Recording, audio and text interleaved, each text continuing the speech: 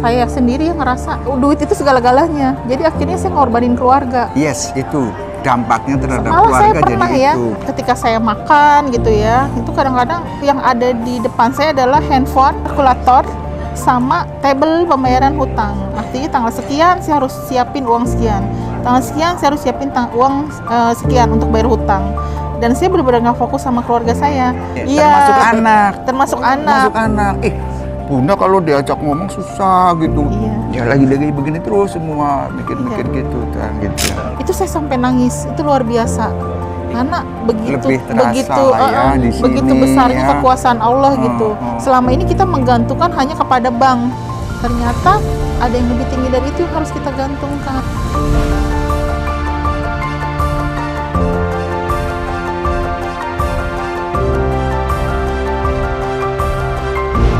Assalamualaikum warahmatullahi wabarakatuh. Nama saya Mas Wari, panggilannya Ari. Saya dari Bekasi. Ini istri saya. Nama saya Dewi. Saya asal dari Bekasi. Usaha saya distributor obat atau supplier obat. Itu mulai usaha itu berarti ini ya, pedagang besar farmasi? Ya betul, Iya, pedagang betul. besar farmasi PBF. Iya, betul. Itu dari tahun kapan? Saya usaha ini dari tahun 2020 sampai sekarang. Tapi sebelumnya usaha saya potik dan Apotik. toko obat. Itu langsung PBF ya Bu? Biasanya kan ada. Enggak, awal mulanya dari toko obat dulu. Dari toko obat, lalu saya mendirikan apotik, kemudian saya mendirikan PBF. Itu berdua sama Bapak, Pak? Sebenarnya lebih dominan istri saya karena istri saya ini adalah seorang apoteker gitu. Jadi saya lebih mendampingi aja lah begitu.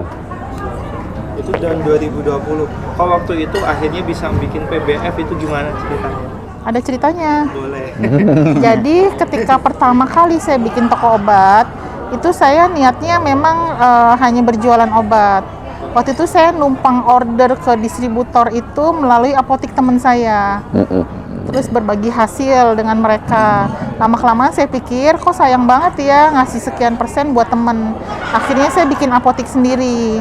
Nah setelah saya bikin apotik sendiri, itu berjalan, ternyata saya baru tahu kalau kita bikin PBF, itu kita akan mendapatkan harganya lebih bagus lagi dengan pembelian yang lebih banyak. Kalau apotik kan dibatasi pembeliannya nggak boleh banyak karena menyalurkannya ke end user, ke pemakai. Kalau PBF menyalurkannya kan ke apotik-apotik, klinik-klinik, dan rumah sakit. Itu hanya boleh dilakukan oleh PBF. Artinya saya memang harus ekspansi lah, naik ke yang lebih tinggi.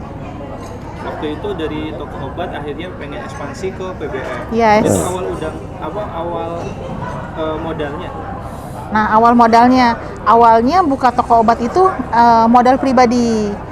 Nah, kemudian kebetulan saya buka di salah satu pasar yang berjualan obat-obatan. Nah, terus kami akrab dengan tim dari salah satu bank. Jadi bank itu benar-benar merangkul UMKM di pasar obat tersebut. Jadi banyak teman-teman pedagang juga yang berhutang dan dia paling gampang karena nggak harus resmi izinnya. Nah, akhirnya disuntikanlah dana 500 juta untuk Tahun berapa? itu awal tahun 2015. Masih bentukan toko obat ya? Belum. 2015 saya bikin apotik, disuplai 500 juta. Waktu itu saya menggadaikan sertifikat rumah. Yang ditinggali? Enggak, rumah yang di Bogor. Nah, terus akhirnya 500 juta keluar karena pembayaran kita bagus. Nah, kita terus di top up. Setiap tahun ditawarkan top up. Sampai akhirnya kita mendirikan PBF dan itu sampai di angka 3,5 miliar. Tahun 2020? Tahun 2020. Itu 3,5 miliar. Itu setelah dipendirikan PBF itu gimana Bu? Bisnisnya makin? Awalnya baik-baik aja, bagus. Tapi lama-kelamaan banyak kesulitan-kesulitan juga yang kita hadapi. Jadi seperti persaingan bisnis gitu ya, ada yang menjual lebih murah lagi. Terus kondisi di pasar juga sepi, maksudnya di marketnya sepi. Itu yang bikin kita semakin kesulitan untuk gimana nih bayar ke bank.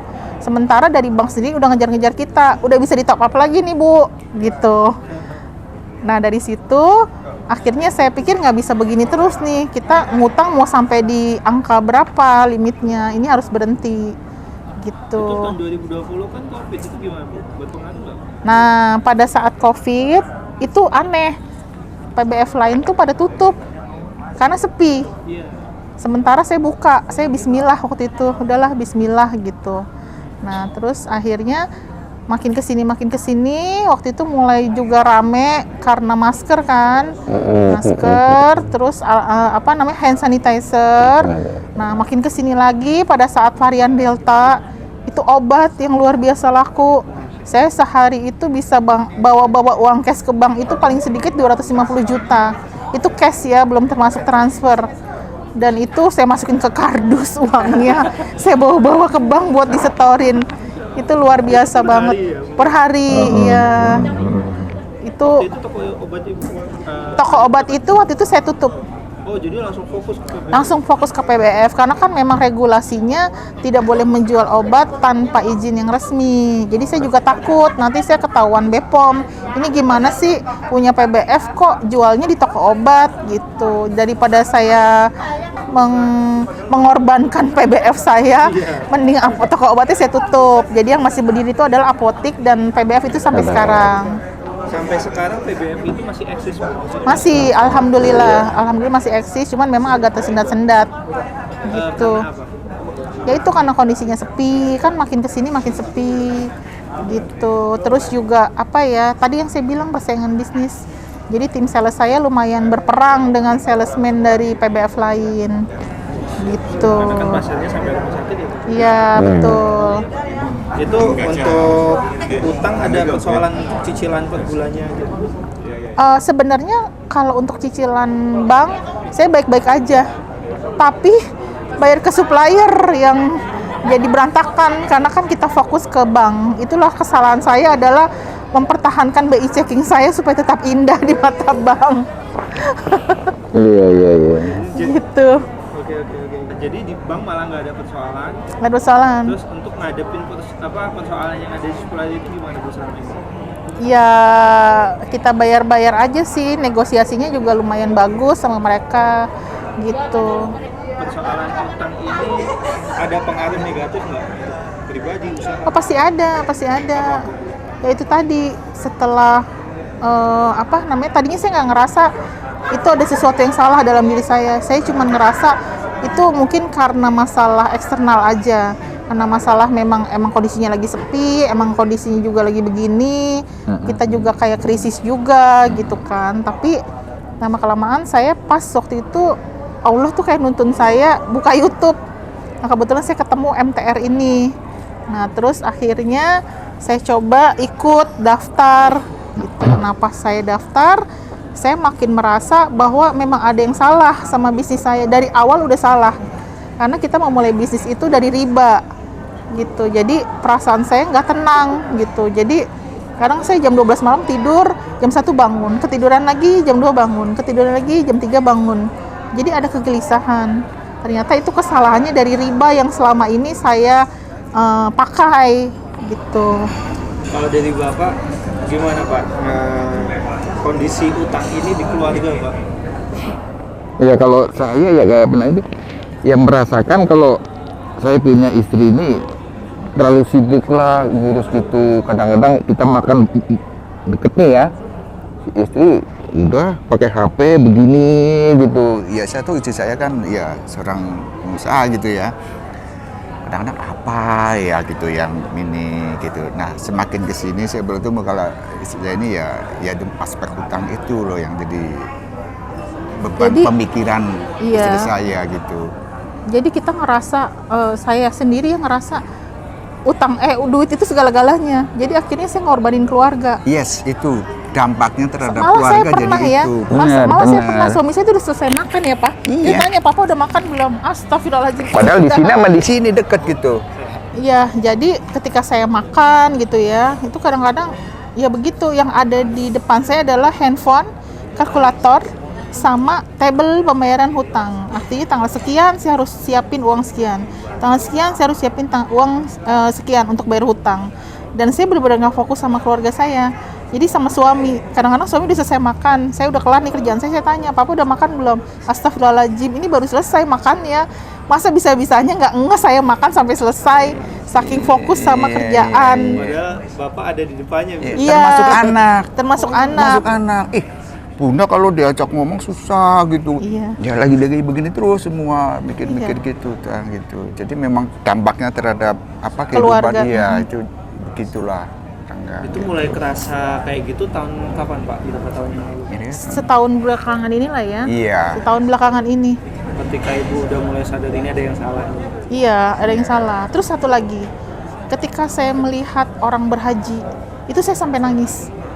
Kapan ya saya bisa kayak begini? Karena bisnis saya ini benar-benar nggak bisa saya tinggal. Saya harus siapin uang buat bayar utang itu saya harus siapin uang, dan itu saya nggak bisa tinggal. Padahal ada keinginan dalam diri saya itu untuk berhaji, untuk umroh. Artinya itu Pak, itu kan makan waktu. Dimana kita harus fokus sama ibadah, kita nggak pegang handphone. Saya benar-benar merindukan kayak gitu. Di sini 3 hari nggak pegang handphone aja was-was. Iya betul, tapi enggak, 3 hari di sini kita fokus di sini sama TBE. Saya nggak pegang handphone, itu ternyata saya baik-baik aja. Gitu. Ternyata nggak apa-apa gitu. Tapi sedikit saya informasikan, awalnya ini istri saya ngajak saya gitu. Saya kan, aduh apa ya? Mungkin itu kayak ya motivator yang biasa aja gitu. Saya memang sempat nggak ikut gitu kan gitu. Terus istri saya bilang, coba sehari aja dulu deh. Nanti hari kedua dan sebagainya terserah Bapak saya gitu ya. Kalau nggak menarik nggak usah diterusin. Iya, kata saya gitu. Hari pertama saya kesini. Awalnya juga bingung kan, kayak hura-hura, pakai musik gitu ya. Tapi ketika hari pertama ke session mulai agak berakhir, nah saya mulai kerasa gitu. Makanya di hari kedua saya udah bilang ke saya, ayo kita berangkat besok agak pagian lagi gitu. Malah gue saya yang ini gitu. Awalnya benar-benar saya nggak mau. Iya. Itu. Iya, dan ternyata ketika kita ikutin ini, alhamdulillah tersentuh. Selama ini saya hanya ngerasa riba itu seperti menjinahi ibu kandung kita sendiri. Itu saya tahu. Tapi sekedar tahu, saya nggak sampai memaknai dalamnya. Iya. Ketika saya di sini, saya benar-benar menangis, sedih, dan semua itu dikulitin. Ternyata segitu dahsyatnya akibat dari riba. Gak soal persoalan dosa menjinahi orang tua aja. Enggak, banyak. Ternyata begitu banyak banget dampaknya dari riba itu. Gitu. Iya. Dan yang bikin saya sedih itu adalah ketika diberi pemahaman dengan hutang 1 dirham atau kira-kira setara 70.000 ya Pak. Iya, Itu seperti suami saya itu seperti menjinahi 36 pelacur. Itu kalau ngutangnya sampai 3,5 miliar itu berapa ribu pelacur yang ditidurin sama suami saya. Itu yang bikin saya sedih, yang bikin saya menangis gitu. Oh ternyata Masya Allah begitu dahsyatnya lah. Kita tahu suami saya tidur sama 1 pelacur aja pasti saya udah minta cerai lah. Ini berapa pelacur yang ditidurin suami saya, ibaratnya ketika saya berhutang sampai 3,5 miliar gitu. Masya Allah. Pak, untuk ibu nih, kemarin kan pas hari pertama pasti udah dapat sesuatu. Itu ada perubahan nggak Pak dari ibu? Ada Ya pasti. ada. Ya perubahannya Ibu ya yang jelas itu nggak begini-begini lagi gitu. Lebih santai. Iya, mungkin kalau di tempat itu kadang-kadang juga ke sana, aduh bagaimana. Iya, betul. Anak juga komplain lagi, aduh.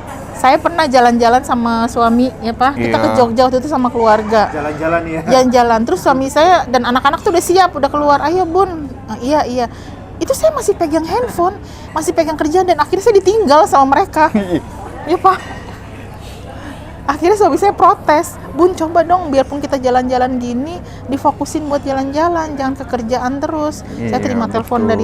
dari sini, Betul, coba betul. ngurusin kerjaan. Karena apa? Saya harus dapat duit buat bayar utang. Intinya gitu. Sedampak itu ya. Bu. Iya, sampai kayak gitu. Dampaknya ke keluarga seperti itu.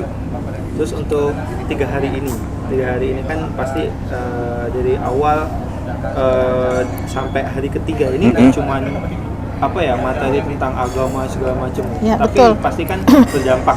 Itu yang paling berdampak di Bapak sama Ibu apa? Kalau boleh saya informasikan, Boleh. dari hari pertama seperti tadi jelaskan, saya agak kurang ini ya. Hari pertama di sesi terakhir udah mulai kerasa di sini. Di hari keduanya Mas, udahlah kita udah benar-benar istilahnya dikuliti gitu loh. Kita dibilang kafir, ya memang kenyataan seperti itu. Selama ini kita tidak sadar bahwa riba itu luar biasa. Hutang itu penyakit hutang, susah tidur, bang sebagainya. Bikin hati nggak tenang, Iya, gelisah, itu benar. Benar, dan itu benar-benar terjadi sama, ya seperti yang tadi bilang, keluarga jadi kayak begitulah hubungannya.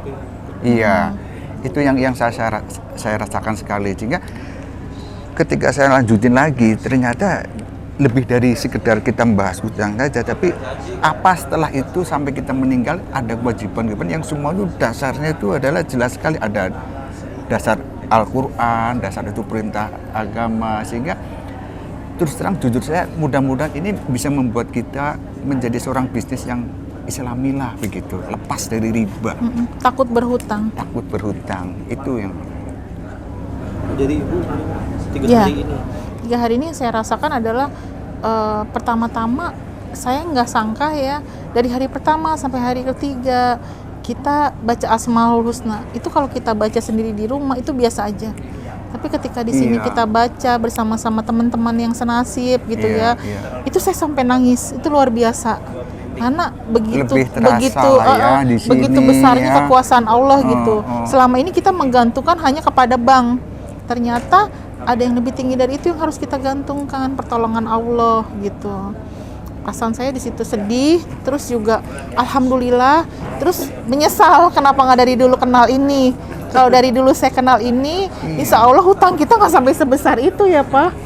Gitu. Satu lagi Mas, hari kedua itu seumur-umur, iya di tempat ini kita jadi berpelukan, nangis itu udah nggak bisa saya tahan gitu. Ketika kita dikuliti lah, kamu tuh hutang seperti ini, dampaknya seperti ini, dari Flashback. agama itu dilarang gitu. Seperti ditampakin dosa-dosa Iya, kita. kita berdua berpelukan di sini, nangis itu bukan nggak bisa saya bendung lagi gitu. Ini perasaan saya lega Iya, sekarang. benar. Di hari ketiga ini perasaan saya lebih lega, lebih ringan, terus lebih merasa pede buat menghadapi hutang ini. Insya Allah cepat lunas dengan ikhtiar yang ya intinya kita minta pertolongan sama Allah lah gitu. Yes, itu yang paling saya sukai di sini adalah bukan hanya motivator atau sebagainya, tapi dasar penguatan imannya itulah yang kemarin dijelasin. The Itu yang basic membuat element. dia lebih mengena di sini. Bapak sama Ibu sebelum datang ke sini, kan sebelumnya udah tahu di YouTube ya waktu itu? Iya, saya Ini tahu dari proses, YouTube. Akhirnya bisa ke sini dari tahu awal itu berapa lama? Nggak lama sih, cuma sebulan aja. Sebulan aja. Iya, karena saya memang seperti terpanggil. Ini harus selesai, nggak bisa begini. Dan saya memang penasaran gitu. Ini Soalnya di luar sana tuh banyak yang ngira kita tuh, oh ini acara MLM ini pasti nawarin bisnis tertentu. enggak. Buktinya Bapak sama Ibu apa yang diajarkan bukan itu ya? Bukan. Jadi awalnya gini, ketika saya menghubungi nomor handphone yang ada di link itu, kebetulan waktu itu Bu Kiki. Nah, terus Bu Kiki langsung telepon saya. Beliau menjelaskan panjang lebar, Ibu harus datang karena di sini acaranya bukan cuma sekedar bagaimana kita melunasi hutang secara matematikanya gitu kan, tapi di sini juga lebih ke ke fundamental. Yes, Ya, ke fundamental. Itu yang penting sebenarnya. Mau diajarin kayak apapun kita melunasi hutang, kalau fundamentalnya nggak kuat, lama-lama udah kayak tobat sambel. Jadi begitu keluar dari sini, ya udah gampang lah, ntar ngutang lagi biar selesai utang yang ini. Jadi kayak gali lubang tutup lubang gitu. Untuk event selanjutnya ini kan ada yang lebih banyak prakteknya lah, teknis. Iya, PBTR ya. Iya, Itu PBTR. gimana? Insya Allah saya ikut, saya harus ikut. Iya. Karena kalau saya nggak ikut, saya nggak tahu lagi gimana caranya. Maksudnya ini kan PBTR itu lebih kepada bagaimana Teknis ya. cara Iya. teknisnya kita melunasi hutang, terus bagaimana kita menjalin hubungan yang baik, komunikasi dengan karyawan, gitu kan, keluarga, supplier terutama gitu. Iya. Memang harus ikut. Jadi tadi kan ternyata nggak ilmu teknisnya di sini. Tapi ini acara ini penting nggak sih? Penting banget. Kan tadi saya bilang fundamentalnya itu yang penting. Jadi ketika kita udah sadar bahwa itu dosa besar, bahwa kita nggak boleh ngelakuin lagi, Iya. bahwa itu akan merusak Betul, semua-muanya betul, dalam betul. hidup Iya, kita, iya. bahwa pertanggungjawabannya di akhirat Iya, ternyata besar banget, iya. kita pasti udah kayak ketakutan buat ngulangin lagi. Ya, di sini loh, di sini kenanya Iya. ini. Begitu Kena fundamental mental, itu iya. pas dikulitin gitu, wah gitu. Makanya ketika nangis itu bukan, ya itu ekspresi yang benar-benar muncul dengan sendirinya gitu. Jadi sekarang lebih tenang udah Pak Ibu ya. Insya Allah, Alhamdulillah. alhamdulillah. Di luar sana itu banyak Pak Bu, pengusaha yang mungkin bisa dibilang punya persoalan yang sama, tapi belum kenal dan belum mau ikut. Karena tadi ngiranya kita tuh ini pasti nawarin bisnis tertentu nih, ini pasti apalah. Nah, boleh dong kesan dan saran para mereka di luar sana untuk ayo dong join ke ini MMC, MTM, Iya. Mungkin kalau buat saya ya pribadi, ini bukan suatu sarana yang hanya mengajarkan ya seperti motivasi berbisnis, tapi sesuatu yang memiliki landasan yang jelas sesuai dengan agenda agama. Itu yang Sesuai dengan Al-Quran. membedakan dengan jadi sebagai trigger itu yang dasarnya Mas buat saya. Kalau dari saran saya untuk para pebisnis seperti saya itu harus ikut, rugi kalau nggak ikut, karena disinilah kita dikuatkan fundamental kita buat bahwa berbisnis itu tidak harus dengan berhutang ke bank, bahwa bisnis itu bisa dengan cara yang lain, itu dengan mengandalkan Allah. Bagaimana supaya hasil bisnis yang kita dapatkan itu berkah gitu. Tapi kan kesini ada investasinya Bu, sebanding nggak? Sebanding banget, malah murah. Karena yang kita dapatkan luar biasa gitu. Itu nggak bisa dinilai pakai uang gitu. Kan Jadi memang ilmu bisnisnya mahal. kita ini adalah bisnis yang keberkahan, dan itu menjadi amal soleh yang akan menjadi nanti di akhirat. Itu Iya. linknya itu ke sana Linknya gitu. ke sana, Bukan iya. urusan dunia. Bukan urusan itu, matematika rupiah, bukan menggabungkan IDR. dua inilah yang menjadi spesial. Gitu. Jadi bukan IDR-nya gitu. Iya. Salah kalau mau dibandingkan manfaat yang kita dapat dengan IDR-nya, itu nggak nyambung intinya. Karena benar-benar bermanfaat, benar-benar menyadarkan kita bahwa riba itu salah gitu, sangat salah. Siap. Ya, Sekian dari kami. Mudah-mudahan TBE ini bisa dijalankan oleh para pebisnis muslim dan muslimah di seluruh Indonesia dan dimanapun, karena ini manfaatnya besar gitu. Sehingga bisnis itu selain mendapatkan revenue, tapi juga keberkahan dunia akhirat. Itu yang menjadi penting. Itu yang penting. Jadi keberkahan itu memang gak mudah, tapi dengan fundamental yang kuat, insya Allah kita bisa meraihnya. Ya. Sekian. Assalamualaikum warahmatullahi wabarakatuh.